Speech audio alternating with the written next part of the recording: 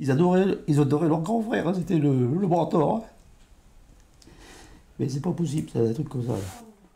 Un père qui pleure la mort de son fils. C'était le 29 août dernier, au lendemain de la découverte du corps d'Alexis. Et c'est donc le même homme qui vient d'être mis en examen pour meurtre, ainsi que Roland Michaud, l'un de ses amis, chez lequel ils avaient tous les trois passé la soirée du 27 août, soirée alcoolisée, comme c'était très souvent le cas. Ce vendredi, devant la juge d'instruction, les deux suspects ont livré des versions différentes. Il n'y a pas eu d'aveu, mais suffisamment d'éléments graves et concordants pour les mettre en examen.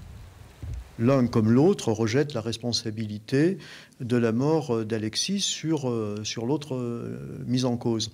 En d'autres termes, à l'heure où je parle, il est impossible de déterminer très précisément le déroulement des faits.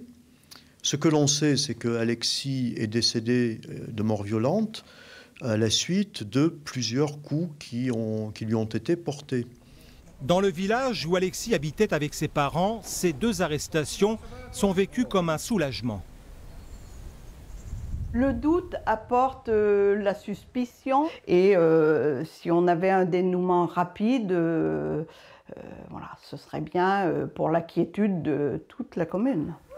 L'enquête devra déterminer les circonstances précises de ce dramatique fait divers sur fond d'alcool, de misère sociale et d'extrême violence. Le père d'Alexis est connu et redouté pour son impulsivité et ses coups de sang. Quant à Roland Michaud, il a déjà passé 8 ans derrière les barreaux après avoir tué sa voisine d'un coup de fusil en 2006. Ce vendredi, les deux hommes ont été placés en détention provisoire.